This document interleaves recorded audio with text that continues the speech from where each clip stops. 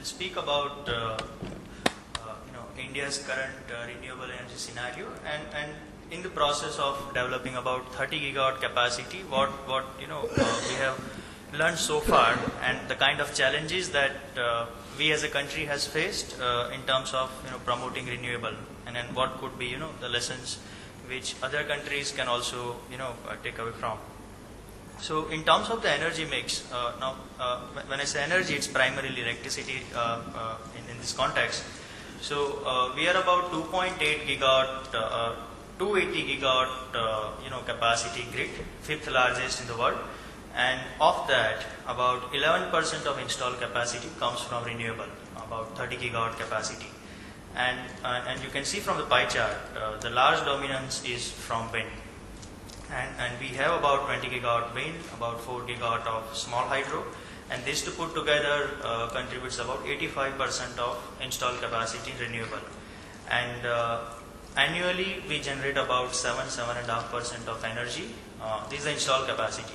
Due to low PLF, the energy percentages are lower. We generate about 7.5% of renewable energy on an annual basis. Solar is an upcoming field. In last 3 years, we have increased the solar capacity from meager 25-50 megawatt to now 2.2 gigawatt, and we have ambitious plans to make it to about 20 gigawatt by 2022 under Jawaharlal Nehru National Solar Mission. And so couple of incentives, the way it's being offered in India, 100% FDI is permitted, income tax holiday for 10 years, generation-based incentives, largely for wind and solar projects. So per unit, adders in Thailand, we have generation-based incentives for wind and solar projects. Now solar it's been removed, wind it's still there. Then there are feed-in tariff being offered by various states, and the tariff varies from 3.5 rupee per unit, so roughly about 4 cents, 3.5-4 cents a unit, to 6 rupee per unit in states like Maharashtra and Madhya Pradesh, where the PLFs are low in wind. And accelerated depreciation is one of the capital tax saving instrument which was promoted by India, and earlier it was 15% in wind and 80% in solar. Now wind also, there are talks going on to bring it back to again 80%. So all tax saving corporates can straight away come up with capital investment in wind, and also look forward to have good IRRs.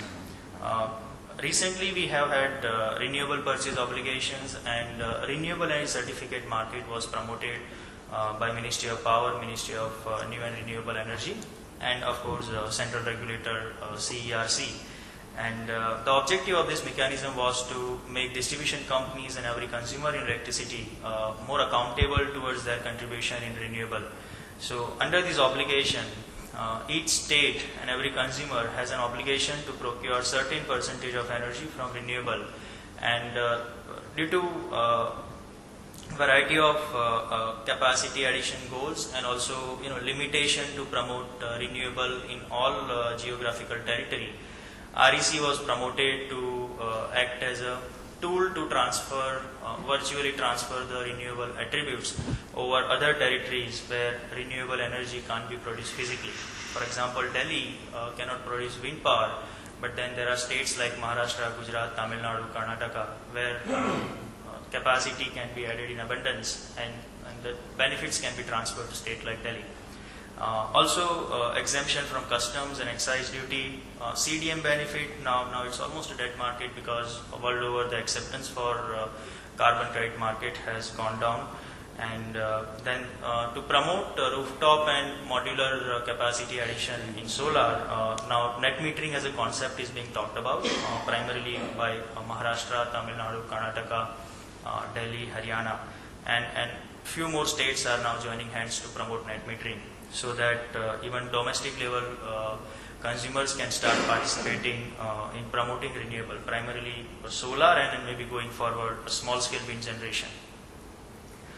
Now REC as a mechanism, it basically decouples your environmental attributes from physical electricity, And physical electricity you can generate locally, sell it locally, without labeling it as a green energy, and then you get in exchange of that a certificate for every 1000 kilowatt hour of energy fed into the grid, which will be labeled as renewable energy certificate. And each state has ratified renewable purchase obligation, mandating certain percentage of energy. Again, the categories are bifurcated into solar and non-solar. And the certificates are to be bought in case you are an obligated entity and you can't procure physical green power. You can buy the certificates and avoid penalties. So the advantage of the mechanism are largely no physical power transfer required, creates virtual open access for renewable energy across India. A mechanism free of subsidies and other institutional incentives, like in the previous slide we talked about capital subsidies, tax benefits, generation-based incentives. So government funds these kind of incentives. Through mechanism like this, where every consumer contributes towards procurement and promotion of renewable, basically the cost allocation can be socialized in that way. And government can also get some relief in terms of the budgetary allocations. And also now new technologies like solar, a lot of solar thermal applications, the micro wind sites, micro hydro projects, quite modular for obligated entities to promote. So even if you are say 1 megawatt consumer, you can very well come up with 100 kilowatt, 250 kilowatt solar project and meet your RPO obligation in case you don't want to buy certificate. And if you are not interested in certificate, you can set up that capacity, connect your project to the grid and sell certificate to someone else who has need for it. So that way, quite a flexible mechanism, and every potential consumer can look forward to participate in this, either as a buyer or potentially a promoter of renewable energy generator. Obligations, as we are discussing, there is a provision in the Electricity Act under Section 86(1)(e) which says a state regulator has mandate to promote renewable energy and cogeneration technologies, where they can specify certain percentage of renewable purchase obligation at a state level, and they can levy a penalty in case there are defaulters found. And under National Action Plan on Climate Change, India has set target of 15% RPO by 2020. And this is not the installed capacity, it's the 15% in energy terms. So we are still halfway through. RPOs are state specific because electricity is a concurrent subject. So states have their own say in deciding state specific policy, whether it's renewable or promotion of any alternative source of energy. And RPOs are kept technology specific. So we have solar and non-solar as a category. And solar RPOs vary from 0.1% to 2%, and non-solar varies again from 0.5% to 11%, because each state is having different fuel mix in terms of electricity generation, and based on their actual potential available and their capacity to absorb renewable, and hence the cost per unit cost in electricity, different states have come up with different RPO percentage. And enforcement happens through state nodal agencies, entities designated to promote renewable, to monitor REC mechanism, and also monitor RPO compliance.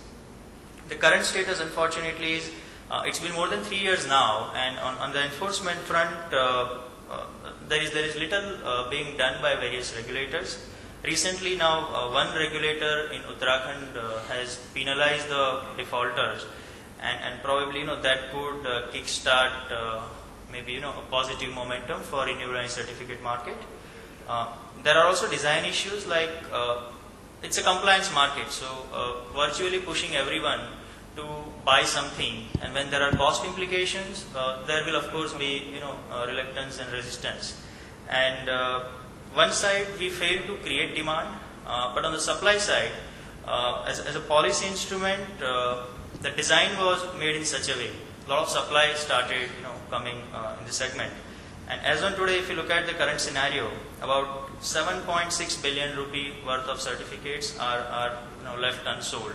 And 3 years are gone past, and now we are hoping that next year would be reasonably good in terms of providing offtake to these unsold certificates, and then these are linked with the energy generation, so every year it keeps getting accumulated. Couple of other issues in terms of renewable, so like grid integration issue, very peculiar case in Tamil Nadu. So Tamil Nadu contributes 40% of total wind capacity in India, and it's about 7.2 gigawatt of capacity Tamil Nadu alone generates. At state level, Tamil Nadu grid is about I think 13,000 or so, and wind capacity alone represents 43% of total installed power generation capacity in Tamil Nadu. So it's very interesting to see how state manage their resources, and of these 7.2 gigawatts, 60% of generation capacity goes for captive consumption. Now, when the promotion of renewables started, Tamil Nadu offered a banking provision, so allowed every generator to generate energy and pump in the grid, and later on the consumer would draw that energy back from the grid, claiming as bank power being utilized by the grid. Now, in the process what happened, the incentives were there for consumers who were promoting renewable capacity, but it created a lot of financial loss for distribution companies. The reason being, you generate a lot of energy when you don't need. The open market rates are as low as 1 rupee. Like yesterday, Harry showed us a slide, saying 50 paisa per unit a tariff. And if state allows that energy to be pumped in the grid, first of all, frequency starts shooting because there is no demand and you have a lot of supply to manage. And on the other hand, the open market rates are not that remunerative. So state has to absorb that much energy and sell it at a dirt cheap price. And when the peak season comes, especially summer, then people will start drawing that energy, claiming that banked energy. So DISCOMs are having more and more incentives to curtail wind generation during high wind season. And adding to the problem, so far there were no forecasting and scheduling activities were taken up at a state level or even at individual level that prevented distribution companies and grid operators to effectively plan their load generation balance. Now, the interesting point here is, at a national level, it's good to see only capacity and all, but look at from the grid operator's point of view, look at from the distribution company's point of view. Micromanaging is more important when we are talking large-scale renewable energy integration in the grid. And if you fail to do so, there are serious implications in terms of a very high or very low frequency excursions. Like, for example, Tamil Nadu, the wind power curtailment in 2011-12, when monsoon was not good, there was about 30%. These are all estimates provided by various associations in wind. And last year, it was about 40%, representing 2.2 billion units of electricity only during those 3 months. Enough energy to power Sri Lanka for 2 months. That was the amount of energy not allowed to be produced by wind. There is no capex involved, no variable cost involved. It's only your failure to absorb your almost free energy coming. It's actually not free, but since there are capex involved, there is a per unit charge. But we as a country failed to absorb that much capacity, and this is becoming a now very perennial problem. People are not realizing, how to tackle it now. So grid integration, again, an important issue to solve when we are talking large scale wind. And solar also, there are similar issues like California. If you look at, there are serious talks going about that chicken neck problem where solar gets generated only during day, and there is significant ramp down and ramp up capacity needed to see that the load generation balance is achieved. Now, the macro picture, if you look at India as a country, so we started with Electricity Act in 2003 and we announced feed-in tariffs. 2004-5, accelerated depreciation was there. People took it very positively. So you can see, per year capacity addition in wind going up. Again in 2008, GBI, generation-based incentives, were announced. So accelerated depreciation, GBI are more like non-market based mechanisms, nothing to do with market. And then government realized that if you want to promote say 3 to 4 gigawatt capacity of wind alone per year, they probably can't afford to dole out this kind of incentives. So then they started thinking about market-based mechanism like REC. They launched REC mechanism in 2010-11. GBI became uncertain after that. They withdrew it. So was accelerated depreciation. They reduced it by 15% in the anticipation that a REC market would perform well and it would replace the conventional non-market based incentive. Unfortunately, because lack of compliance, market didn't fly, and you can see that in last 2 years the capacity addition has reduced to its half, which was there. The question many people ask, can RE compete? So let's look at against whom we are competing with. So the kind of capital subsidies we look at in oil and various other sectors, India paid out almost 1,000 billion rupees a year subsidy in 2008 and 9, right? So if you are talking price parity, the subsidy levels should be equitable if you are talking renewable and non-renewable sources. So are state governments. As per the Electricity Act, state governments are supposed to provide those subsidies in advance. They are booked in the books, and many state governments are failing to do so. So the chart shows that significant amount of capacity which is being booked by distribution companies and are to be paid by distribution by state governments, they are actually not paid by governments. So the default by government makes life difficult for distribution companies to absorb more renewable, because then you will always look at renewable as a costlier source of energy, and you will have a lot of reluctance to accept that. Consumer affordability metrics, now if you look at, this is the a broad chart, industrial and commercial consumer. So if you look at renewable energy tariff, are largely competitive with industrial and commercial consumer. Domestic, yes, it can't support, but now many states like Tamil Nadu again, 40 to 45% of industrial and commercial customers have moved away to renewable. They are not buying large portion of their energy from distribution companies. They have set up their own windmills, they have set up their own biomass projects, and then they have become almost energy independent. Likewise, cost remains a factor, and then people say that how can you bring down the cost? The simple answer is bring a scale. It's a capex model. The capex will come down with the scale, and there is no variable cost. And if you are looking at energy security, the answer lies in renewable. And then, like a small case study here, in 2006, India was 5th largest renewable energy country in the world. USA, France, Germany were leading the pack. China was nowhere in the picture. Now you look at in 2013, China is largest wind power producer in the world. 93 gigawatt as on today, developed in last 5 years. US has reached 63 gigawatt. China and US alone contribute 75% of world wind production in terms of the capacity. So that signals that those who are thinking, those who are worried about the energy security in future, they are putting serious efforts to promote renewable. Concluding the presentation, policies are foundation of this energy market. Clarity in approach is necessary. You want to keep it non-market based or market based. The transition has to be smooth, not like what we faced here. Grid integration needs careful consideration, not only in transmission planning, but also energy settlement codes. How you deal with the energy, instantaneous energy, which is more important when you look at from the grid operator's point of view. If your grid operator and distribution companies are not happy, they'll make life miserable if you are a renewable generator. Near real-time load generation balance planning through proper forecasting techniques to avoid future losses, like the loss we saw, 2.2 billion units, almost 1,000 crore rupees in one wind season, industry lost. And that's nothing in compared to the kind of cost that you look at investing in forecasting and scheduling. And renewable energy can compete provided they are provided equitable platform. And in our understanding, RE would remain key to the future energy security.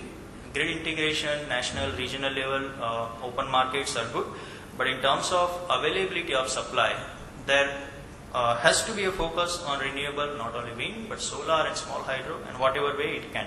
Yeah, thank you.